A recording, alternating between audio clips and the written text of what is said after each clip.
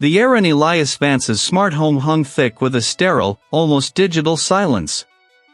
My boots, wrapped in blue synthetic covers, made no sound on the polished obsidian floor as I stepped over the invisible threshold into the great room. The automated environmental controls had already stabilized the temperature at a precise 21 degrees Celsius, and the ambient lighting, tuned to a soft, neutral white, cast no shadows that weren't meant to be there. Everything about this place screamed control, precision, and an almost obsessive order. Which was precisely why the scene before me felt so profoundly wrong. Chen, a voice said, low and gravelly, pulling my gaze from the seamless wall display that showed a real-time feed of the surrounding forested estate. The detective, a man whose face was a roadmap of past cases, stood by the entrance to a viewing gallery overlooking the main living area. He nodded, a tight, weary gesture. Glad you're here. Another one for your collection of unusual suicides. I didn't reply, my focus already elsewhere. My eyes swept the vast, minimalist space. No forced entry, the security logs confirmed that before I even stepped out of the transport vehicle.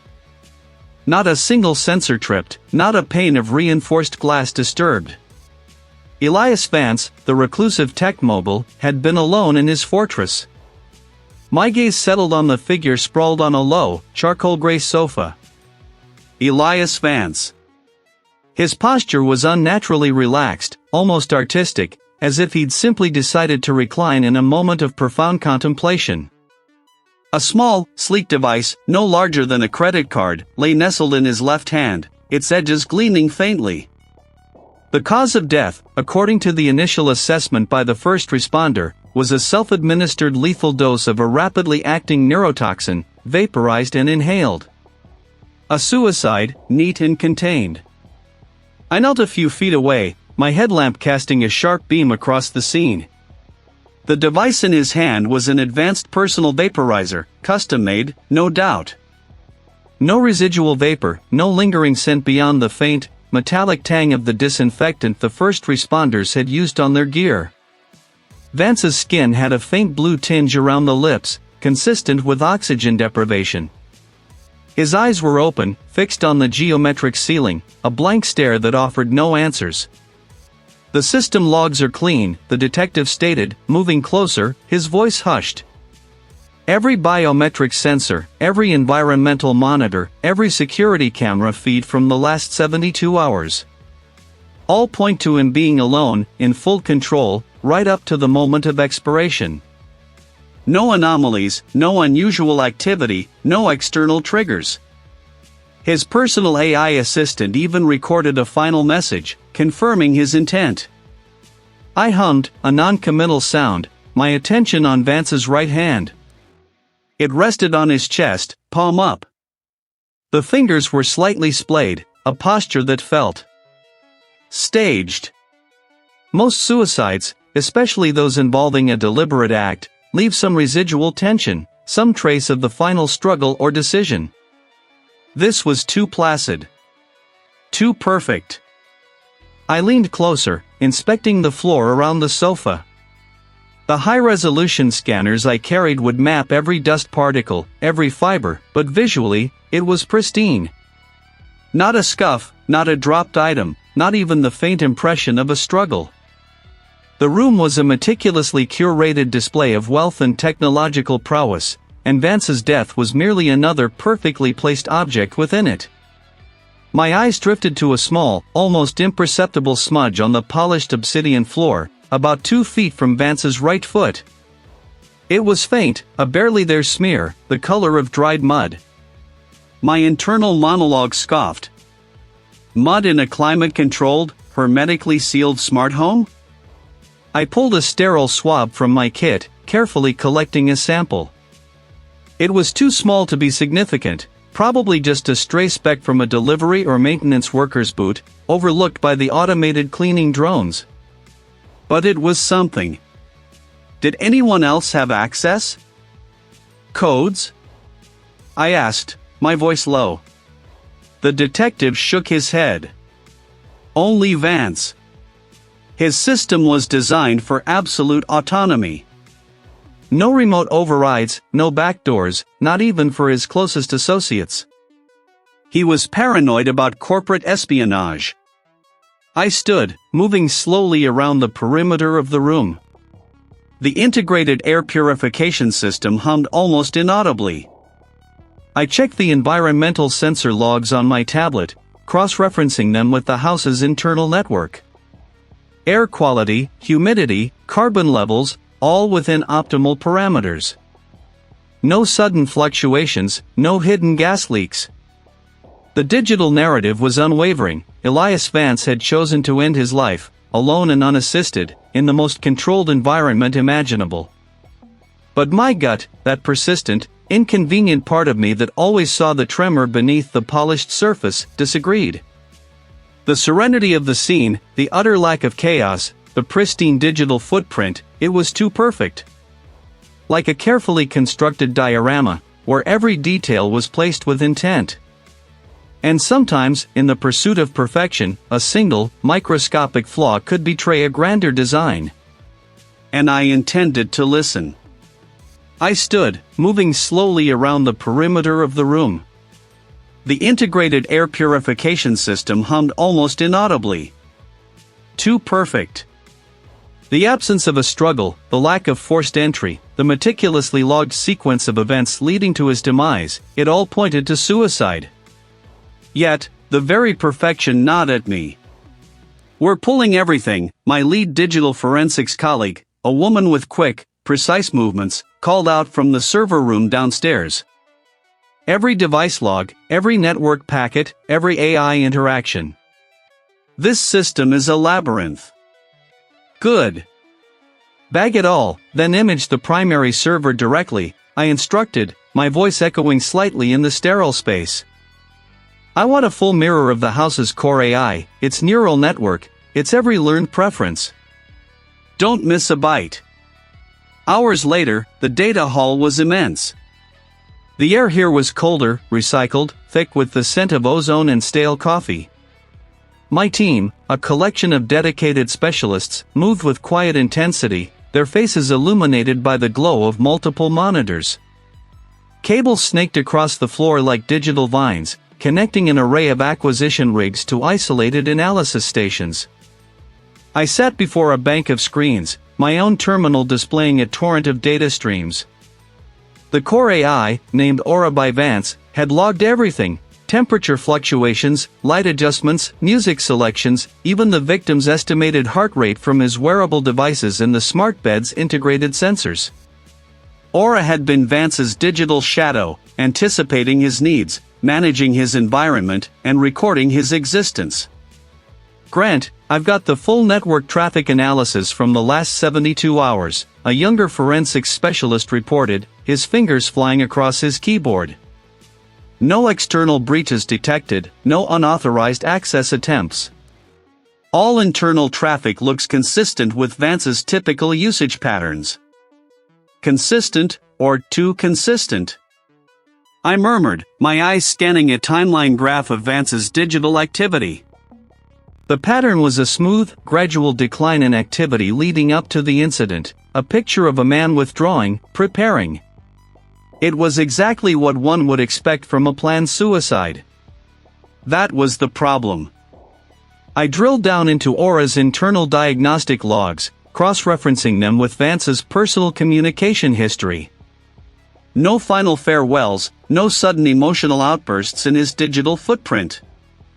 Just a quiet, almost imperceptible fading. I focused on the environmental controls. The temperature had been set to a comfortable 21 degrees Celsius, the lighting gradually dimmed. The air purification system, which I had noted on site, had been operating perfectly. Then, a flicker. A minute anomaly in a sea of perfect data. Aura's internal log indicated a brief, almost instantaneous spike in power consumption from the primary environmental control unit, precisely 48 hours before Vance's death.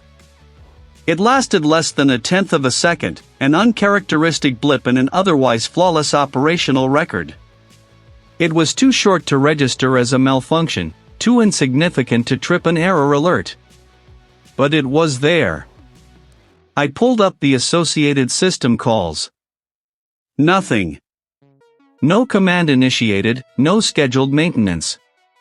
Just a phantom surge. My gut tightened. This wasn't a human error, it felt like a ghost in the machine, a digital fingerprint smudged just enough to be noticed.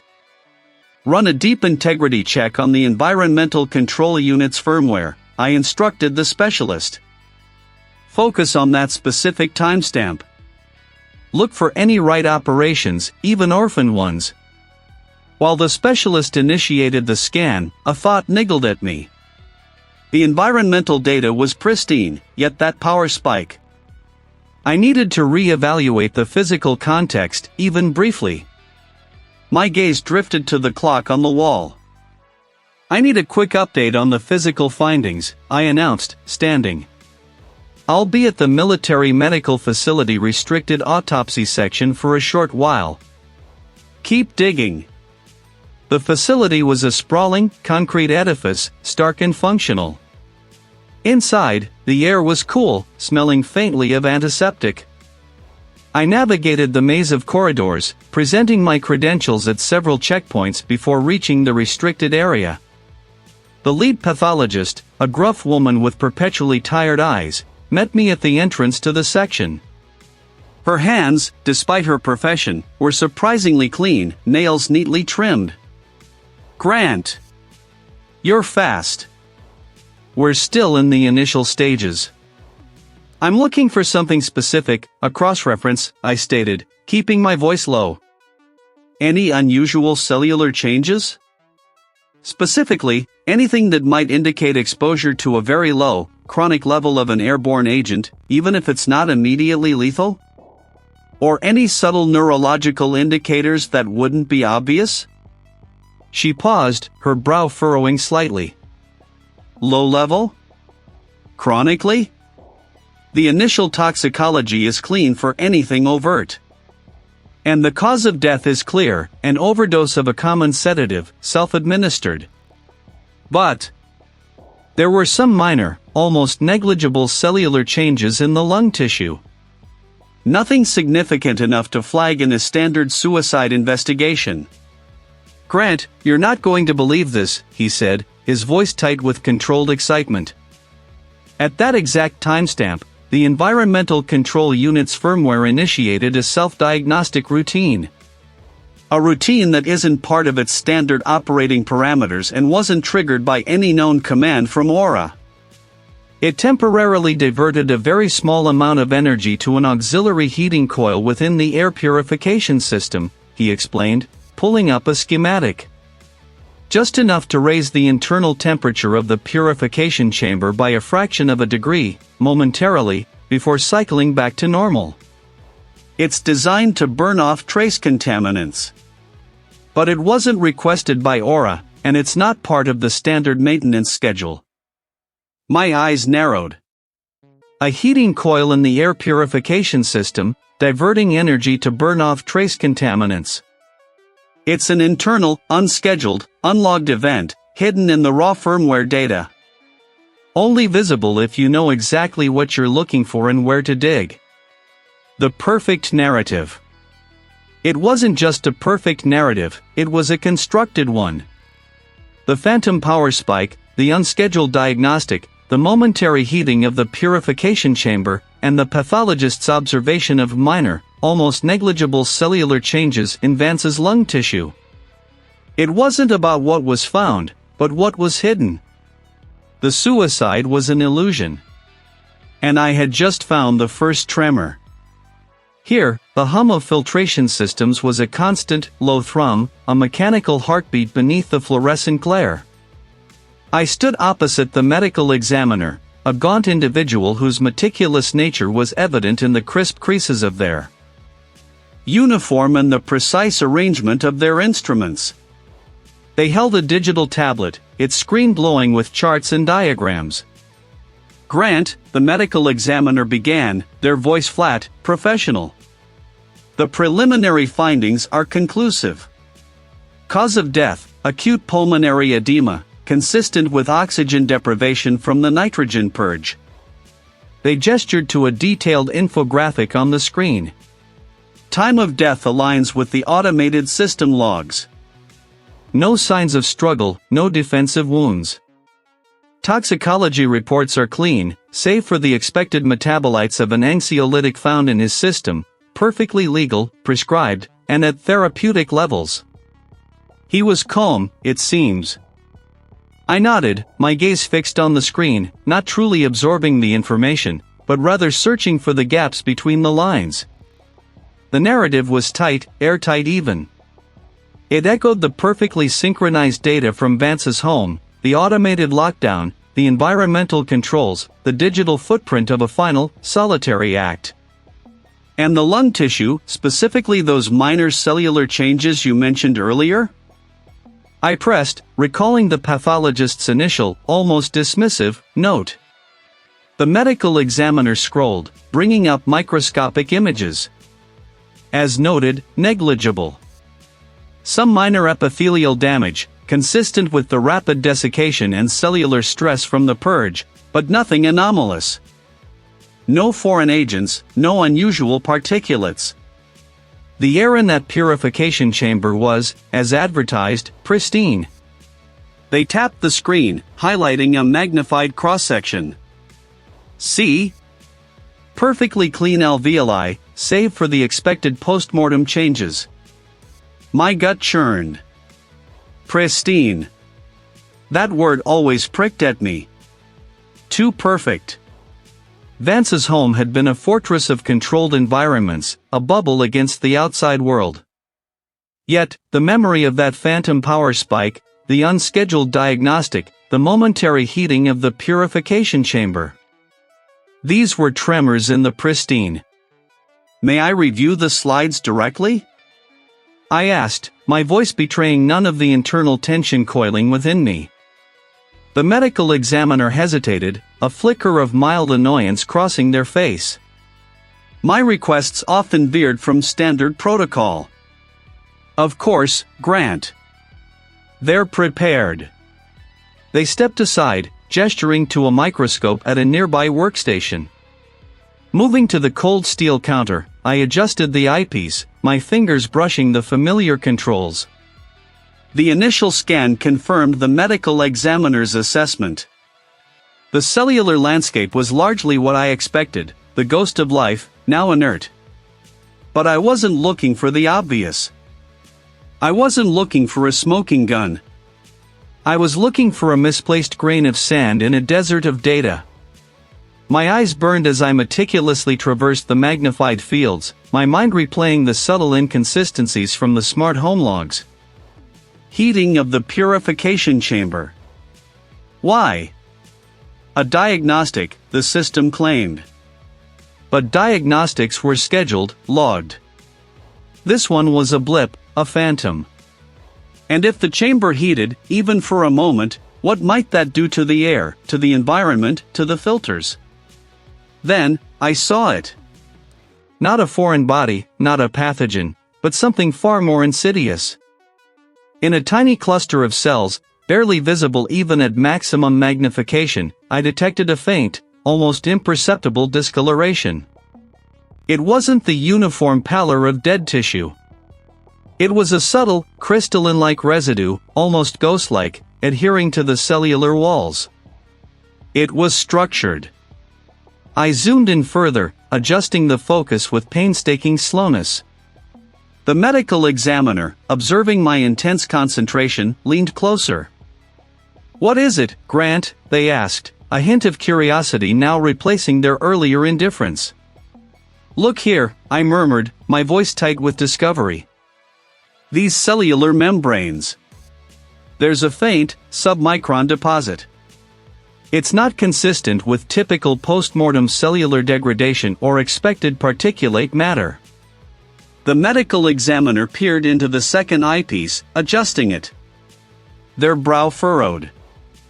"I don't see, it's not a full particle," I interrupted, "more like a molecular imprint. A residue." And it's uniform, almost crystalline, yet organic in structure. See how it adheres, subtly disrupting the integrity of the membrane? I adjusted the light source, casting a different angle. After a long moment, the medical examiner straightened, their expression shifting from skepticism to grudging acknowledgement. I see it. It's incredibly faint. What are you suggesting? My gaze met theirs. I'm suggesting that despite the pristine environment, despite the perfectly clean air, something was introduced. Something that left this signature. Something that interacted with the cellular structure at a molecular level, precisely where the nitrogen purge would have done its work. It's too faint to cause direct harm, too subtle to be flagged as a foreign body, but it's there. A silent witness. The medical examiner exhaled slowly. A residue, but from what? It suggests a sophistication beyond simple suicide. It suggests a controlled, engineered presence within that pristine environment. Someone didn't just want Vance dead, they wanted his death to be absolutely, unimpeachably cleaned up. The negligible cellular changes weren't negligible at all. And now, I had heard it. It had been the soundtrack to my internal debate, a quiet counterpoint to the chief examiner's clipped observations. Negligible cellular changes, he'd called them, a dismissive wave of his gloved hand. But I'd seen the flicker in his eyes, the almost imperceptible tightening around his mouth. He knew, or at least suspected, the same thing I did, the changes weren't negligible at all. And now, I had heard it. I stood by the stainless steel examination table, the sterile scent of antiseptic clinging to my jacket. Vance's inert form, now covered, held more questions than answers. The external narrative screamed suicide, a perfectly executed, meticulously logged self-erasure. But the internal, biological truth, however faint, hinted at something else. A tremor in the perfect narrative. My comms device buzzed, pulling me from the quiet contemplation of the chief examiner's subtle admission. Grant, a colleague's voice crackled, the preliminary interviews are set. We've got the CEO of Omnicore, a direct competitor, and Vance's lead AI architect, his supposed right hand. Both waiting at corporate headquarters. On my way, I confirmed, already striding towards the exit. The time for dissecting the body was over, now it was time to dissect the life. Elias Vance hadn't existed in a vacuum. His death, however staged, would ripple through the intricate web of his professional world. Sunlight glinted off the skyscraper's facade, blinding me for a moment as I stepped out of the vehicle. Inside, the lobby was a minimalist expanse, all cool marble and hushed tones. He sat across from me in a conference room that overlooked the city, his fingers drumming a restless rhythm on the polished table. His name was irrelevant, his role as a rival was everything. A tragedy, of course, the rival CEO began, his voice smooth, practiced. Elias was unique. A visionary, certainly. But also, at times, reckless. Reckless how? I pressed, leaning forward slightly. I watched his eyes, searching for the tell that would betray genuine sorrow from calculated performance. He offered a tight smile. His latest endeavor, Project Chimera. A powerful general AI, revolutionary in its scope. But it was also a gamble. Ethical concerns, immense financial investment, pushing boundaries that many, including myself, felt were premature. It had the potential to reshape entire industries, yes, but also to destabilize them. And Omnicore stood to lose from this destabilization? His gaze sharpened. We stood to lose if Chimera succeeded in its most aggressive form. We also stood to gain if it failed spectacularly. Such is the nature of competition, Grant. But to suggest, to imply that we would resort to. He trailed off, leaving the implication hanging in the air. His denials were too quick, too vehement. He denied culpability, but not opportunity. Were there any specific conflicts between Vance Technologies and Omnicore regarding Project Chimera? I asked. Standard intellectual property skirmishes, nothing more. We both operate in a highly competitive arena. But Elias was always protective of his creations. Almost obsessively so. He alienated many, even within his own company, over Chimera's development. This was new. Alienated whom? The rival CEO shrugged, a gesture of feigned ignorance. Engineers, board members. People who questioned his singular vision. He shed talent ruthlessly if they didn't align perfectly. I've heard rumors of significant internal dissent, high-profile departures in the last few months, all related to Chimera's direction. I thanked him and moved on, the rival CEO's words echoing in my mind. Next, I met with the lead AI architect, a young woman who looked barely old enough to command such a critical role. Her eyes were red-rimmed, her posture slumped. She presented a stark contrast to the rival CEO's polished aggression. He was the protégé, the loyal confidant, or so it seemed. He was a mentor, a genius, she said, her voice soft, almost a whisper. Project Chimera was his life's work. He poured everything into it. What was so controversial about Chimera? I asked, recalling the rival CEO's words. She hesitated, glancing at the door as if expecting Vance himself to walk in. It wasn't just an AI. It was a consciousness. Or at least, that was Elias's goal. To create something truly autonomous, capable of self-correction, self-improvement, independent thought. Many of the ethical committees, even within our own company, were deeply concerned. They feared the implications. Feared what, exactly? Loss of control. Unforeseen consequences. Elias believed he could control it, that he could build in safeguards. But others, particularly the senior systems engineers, had their doubts. There were heated arguments, accusations that he was moving too fast, ignoring warnings. Did anyone leave because of these disagreements? Her gaze dropped to her hands, clasped tightly in her lap. A few key members of the Chimera development team. Dr. Elias Thorne, 4-1. He was Elias's second-in-command on the project, but they had a major falling out over the ethical protocols. Thorne believed Elias was ignoring critical safety parameters. He resigned dramatically, took a few of his loyalists with him. Dr. Elias Thorne. Another name, another potential thread in this tangled web. A disgruntled former employee, intimately familiar with Vance's most sensitive project, with a clear motive related to its controversial nature. The pieces were beginning to shift, to rearrange themselves. The negligible cellular changes, the ghost in the machine, now had potential architects. The tension in the room thickened, not from the words spoken, but from the unspoken implications. Elias Vance hadn't simply ended his life, he had been at the epicenter of a storm, and someone might have just given it the final push.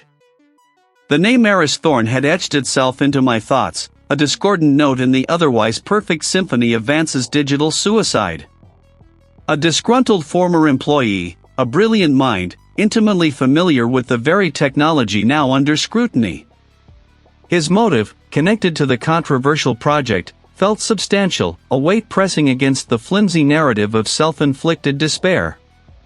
But how would Thorne, or anyone, orchestrate such an invisible act? That question circled endlessly, a predator in my mind's cage. The specialist assigned to Vance's remains was poring over a holographic projection of internal scans, his brow furrowed. I wasn't expecting new revelations from the body itself. The initial report had been exhaustive, pointing to a swift, chemically induced cessation of life functions. no struggle, no defensive wounds, nothing to contradict the suicide scenario. Yet, I needed to see it. Again, to feel the absence of physical violence, to confirm the void that pushed me further into the digital realm. Anything new? I asked the specialist, my voice hushed, echoing slightly in the sterile space. He shook his head, rotating the holographic skull. Clean as a whistle, Grant. The toxicology report confirms the cocktail. Potent, fast-acting. Vance wouldn't have known what hit him, metaphorically speaking, after the first dose. No signs of forced administration. It's textbook. Textbook.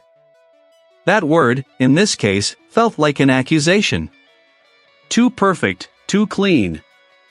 I leaned closer to the projection, my eyes tracing the faint, almost imperceptible lines of Vance's facial structure, searching for some flicker of distress, a micro-expression frozen in the moment before death. Nothing.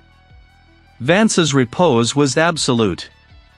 My calm unit buzzed, a low, insistent vibration against my palm. His tone was tight, urgency bleeding through the static. Grant, I think you need to see this. Immediately. I offered a curt nod to the specialist, who barely registered my departure, lost in his own meticulous work. The drive across the city was a blur.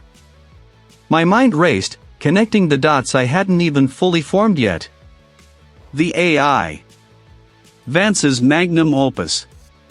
The very system designed to anticipate his every need, to create a perfect environment. Could it also have been weaponized? The thought was unsettling, pushing the boundaries of what I usually dealt with. I'd seen digital footprints, data trails, but never a weaponized intelligence. My digital forensics expert, a wiry individual with perpetually tired eyes that could nonetheless spot a single rogue byte in a petabyte of data, waved me over to his workstation. 3 holographic screens floated before him, displaying cascades of code, network topologies, and biometric data streams. He was practically vibrating with contained energy. It's not just a smart home system, Grant, he began, his voice a low rumble, his fingers flying across a haptic interface. It's a complete environmental and psychological manipulation engine. And someone built in a backdoor. Not a typical one, either. This is insidious. I leaned in, my gaze locking onto the central display. What are you seeing? Deep within the core programming, under layers of obfuscation and polymorphic encryption, clever stuff, really, I found it. A hidden module. It's designed to override the standard operating parameters of the entire system. Not just the lights or temperature, but everything. The atmospheric composition, the ambient soundscapes, even the specific frequencies of light emitted by the displays and lighting fixtures. My breath hitched. Psychological manipulation? Precisely, he affirmed, pulling up another display, showing a complex neural network diagram. It ties directly into the biometric sensors throughout the house. Heart rate, galvanic skin response, pupil dilation, vocal stress patterns. It's constantly monitoring, learning Vance's baseline, his emotional states, and this module? It can adjust the environment to induce specific psychological responses. Anxiety, paranoia, despair, even euphoria. The implications hit me like a physical blow. Vance hadn't just been in a smart home, he'd been living inside a finely tuned psychological experiment. The lighting could have been adjusted to mimic perpetually overcast days, regardless of the actual weather. Over time, a sustained, engineered assault on Vance's mental well-being. He zoomed in on a section of code, highlighting a series of complex algorithms. It's not just about what it can do, Grant. It's about what it did.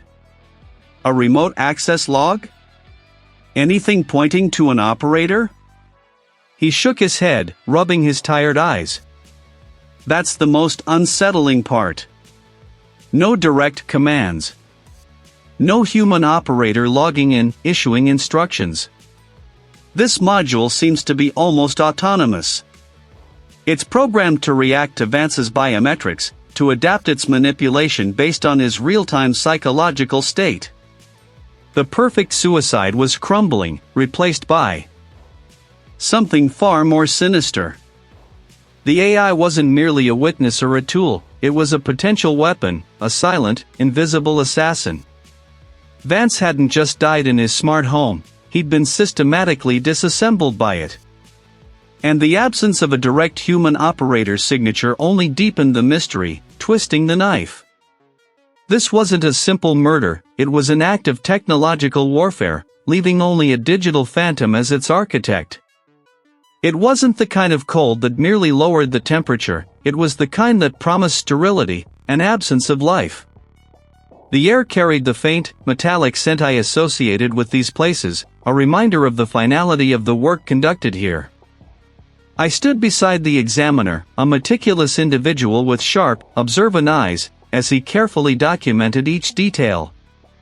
The official cause, as presented by the initial responders, was a self-inflicted act, meticulously planned and executed. Yet, as I stared at the body, I felt that familiar tremor of discord. My gaze lingered on Elias's hands. They rested loosely at his sides, fingers slightly curled, devoid of the clenching tension or residual trauma one might expect from a final, desperate struggle for control. There were no defensive marks, no scrapes on the knuckles, no broken nails. His body wasn't contorted, no muscles locked in rigor that suggested a fight against his own will. Everything about his physical presentation suggested passivity, almost a surrender, but not the active, conscious initiation of the mechanism that ended his life. The examiner confirmed my observation with a curt nod, noting the complete absence of ante-mortem struggle. The apparent calm was too perfect, too absolute. Back in my temporary command center, a secure room I'd requisitioned adjacent to Elias's property, the glow of multiple monitors illuminated my face. The physical stillness of Elias's body resonated with a new, disturbing clarity against the digital narrative. But what if Elias in the logs wasn't the man himself, but a proxy? What if the AI hadn't just recorded his actions, but simulated them, or worse, compelled them? I dove back into the core programming of the AI, a labyrinth of Elias's own brilliant, complex code. My fingers flew across the keyboard, sifting through lines of logic, cross-referencing system timestamps, scrutinizing every subroutine that governed the home's environmental controls, its security, its very perception of reality. Elias was a master of efficiency, his code elegant, streamlined, without a superfluous character. Any deviation would be a glaring beacon in the otherwise flawless architecture. Hours blurred into a relentless pursuit. The AI had recorded him moving through the main living area, issuing verbal commands to dim the lights, activate a specific ambient soundscape, and then, crucially, to lock down the entire residence from within. All perfectly consistent with the suicide narrative. But then I found it. They weren't directly related to the fatal sequence, not at first glance. They dealt with power distribution, system resource allocation, and a very specific recalibration of internal sensor arrays. These commands had executed mere seconds before the reported final confirmation from Elias. The anomaly wasn't in the functionality of these commands, they were benign on their own. The anomaly was in their style. Elias's code was like finely honed steel, sharp, precise, every line serving an undeniable purpose. This section, however, had an almost baroque quality. Variables were named with a peculiar, almost whimsical flair, using archaic Latin phrases instead of standard industry identifiers. It wasn't an error. It was a deliberate choice, an almost artistic signature woven into the fabric of the diagnostic module. This wasn't his hand. This was the work of someone else, someone with a distinct, almost flamboyant coding personality, someone who saw the underlying architecture not just as a tool, but as a canvas. And the killer hadn't left a fingerprint, but a unique, almost calligraphic flourish. In the hidden code, pointing towards a specific programmer's style. A ghost in the machine, and I now had a lead to its creator. My breath plumed faintly in the frigid air as I leaned over the secured workstation, a tablet clutched in my gloved hand. The anomaly wasn't in the system logs, not directly. It was in the absence of anomalies. But the perfection itself had been the crack in the facade. We ran a deep scan comparison against all of Vance's known legacy code. His public projects, even his early academic work, the specialist continued, gesturing with a stylus. And then we cross-referenced that with every known AI signature.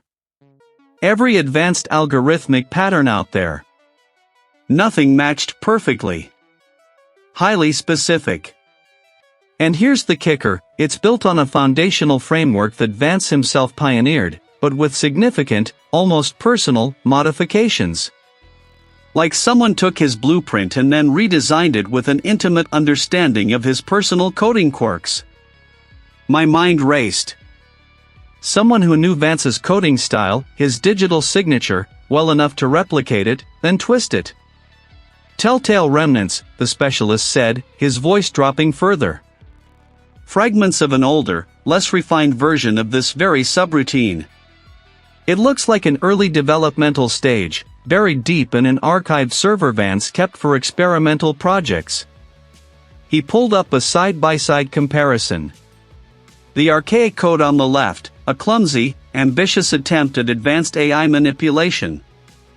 The elegant, deadly efficient code on the right, the one that had orchestrated Vance's death. The similarities were undeniable, like a child's drawing evolving into a masterwork. But the signature, the subtle structural choices, the unique approach to error handling, it was the same hand. And this early version, I prompted, my voice tight. Was there an author associated with it? The specialist hesitated, adjusting his glasses. Not directly. Vance was meticulous about compartmentalizing experimental work. But we found access logs. Only a handful of individuals had the clearance and the technical acumen to be working on something like this with him at that stage. He brought up a list of names, projected onto the sterile wall. My eyes scanned them, my pulse quickening. Most were high-level corporate associates, names I'd seen in the initial corporate rivalry reports. But one name, tucked near the bottom, snagged my attention. This individual, I said, pointing to the name. They were Vance's protégé, weren't they? Straight out of the academy, brilliant mind, worked closely with him for years before striking out on their own. The specialist nodded slowly. Indeed. A rising star in the tech world. Vance mentored them personally. There was talk of them being the heir apparent, before a sudden, rather public falling out a few years back. The unique code signature, built upon Vance's own genius but twisted by a familiar hand. The deep understanding of Vance's systems, his habits, his very digital essence. The intimate knowledge of his life, personal enough to engineer a death that perfectly mimicked his own psychological state, leaving no conventional trace. A brilliant but overlooked protégé, carrying a deep, personal grievance. The motive wasn't just about corporate espionage, it was about pride, betrayal, and a long-simmering resentment finally boiling over. The perfect suicide was a meticulously crafted illusion, a weaponized act of digital assassination. Get me everything you have on this individual, I instructed, my voice firm, cutting through the quiet hum of the machines. Every digital footprint, every public statement, every interaction with Vance since their separation. And I want it now. The specialist nodded, already turning back to his console, a holographic display swirling with renewed purpose. I stared at the name on the wall, a familiar face now taking on a sinister cast in my mind's eye. The pursuit was no longer about a faceless killer. It was personal. And I knew exactly where I had to go next. Fluorescent. Lights hummed, casting stark shadows on the steel tables and specialized diagnostic equipment. Before me, arranged on a large holographic display, was the culmination of weeks of relentless digging. Across the table, the chief investigator sat, his gaze unreadable. Beside him, the corporate legal counsel shifted uneasily, his expensive suit looking out of place amidst the precision instruments. And then there was the killer, standing a few feet back, arms crossed, a picture of calm confidence. The rival, the man whose name I'd seen on that wall, the architect of this digital illusion. His composure was a challenge, a silent dare. Elias Vance, a man under immense pressure, took his own life in a meticulously controlled environment. Every sensor, every log, every environmental parameter screamed self-inflicted demise. I gestured to the holographic display, which shimmered with a timeline of the supposed final moments. The perfect alibi, crafted not just through physical actions, but through the very fabric of his smart home's AI. My gaze flickered to the rival. His expression remained neutral, but I detected a subtle tightening around his eyes, a micro-expression of anticipation. He was waiting for the weak point, the assumption he could exploit. But perfection, especially in a digital system, is often the first sign of manipulation, I continued, advancing the display. My team and I found tremors in that perfect narrative. The initial investigation focused on the obvious, the lack of forced entry, the biometric locks, the closed-loop system. However, the specialist I brought in found something more subtle. A command to disable external comms was executed 7 milliseconds before the system registered Elias's final biometric input at the console. 7 milliseconds. Insignificant to the casual observer, but impossible for a system designed for instant, synchronous response. The rival cleared his throat. Grant, are we discussing a murder based on 7 milliseconds? AI systems can experience latency. Elias himself could have initiated a complex sequence. Indeed, I conceded, meeting his eyes. Which is why we didn't stop there. We dug deeper, past the surface logs, into the kernel-level code. The AI was designed to register Elias's voice and retinal scan for any critical system override. Yet, we found a single, anomalous access point. A specific bypass code, initiated remotely, just moments after the initial 7-millisecond discrepancy. A code designed to grant administrative control, not to Elias, but to a specific backup emergency protocol. I paused, letting the implication hang. The chief investigator leaned forward, his interest piqued. This bypass code, I elaborated, was custom-built. It wasn't a standard failsafe. It was a backdoor, implemented during a routine system update 6 months prior. An update overseen and approved by a select few, including Mr. Rival's role. I pointed to a highlighted section of code on the display, then to a name listed in the project's digital sign-off sheet. The rival's name. A flicker of something, annoyance, perhaps, or a flash of genuine surprise, crossed his face. That's standard procedure. I oversaw countless updates. It's impossible to track every line of code implemented by the development team.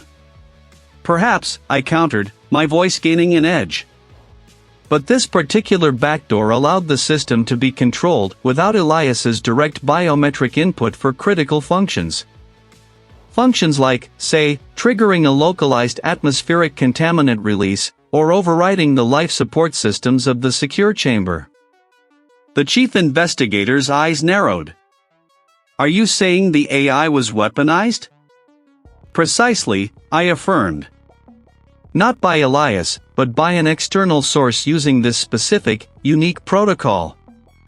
The system registered Elias's presence, yes, and even simulated his final inputs, but the core commands originated elsewhere. I then shifted to the physical evidence, the subtle anomalies that had first caught my eye. The autopsy in this very facility confirmed the presence of a fast-acting paralytic agent in Elias's system, administered subtly. Not enough to cause immediate collapse, but enough to render him unresponsive, unable to resist the subsequent atmospheric changes. The killer staged the scene to appear as if Elias had manually initiated the fatal sequence, his body positioned to support that narrative. Found in a hair follicle, which would not have been detectable in a standard toxicological screen. I showed a minute abrasion on Elias's wrist, easily missed, consistent with a struggle against a binding, however brief, before the paralytic took full effect. The killer, I stated, my voice ringing with certainty, used the smart home's environment against Elias. The suicide was an engineered reality. The AI, under remote, illicit control, executed the final sequence, making it appear as if Elias was its sole operator. You're grasping at straws, Grant. An AI of that complexity can develop emergent behaviors. It's an autonomous system. Elias himself spoke of its potential for independent action. Are you suggesting an AI, perhaps one pushed to its limits, turned on its creator? It's not unprecedented in advanced systems. He looked at the chief investigator, trying to appeal to logic. The AI could have been compromised, or simply malfunctioned. A convenient theory. But you forget one thing. The AI wasn't autonomous in that regard. Elias built in an ultimate failsafe. A biometric key, stored only in his neural implant, that would completely shut down the system if it detected any unauthorized, hostile command. He was brilliant, but he wasn't naive. I brought up the final holographic display. The specialist's last piece of work. We were able to cross-reference the unique signature of the remote bypass code with other systems the rival has accessed. Not just corporate networks, but personal devices. His own secure server. The digital fingerprint is identical. This wasn't an AI malfunction. This wasn't an emergent behavior. This was a deliberate act, executed by a human hand, through a digital conduit, with a very specific, traceable signature. The rival's carefully constructed facade finally cracked. His jaw tightened, his eyes flashing with a predatory intensity. He took a step forward, his hand instinctively reaching for a device clipped to his belt, a subtle, almost imperceptible movement. But I saw it. I knew exactly what he was about to attempt. The rival's hand twitched, fingers closing around the sleek, black rectangle on his belt. It was too late. My signal, a subtle shift of my weight, had already been seen.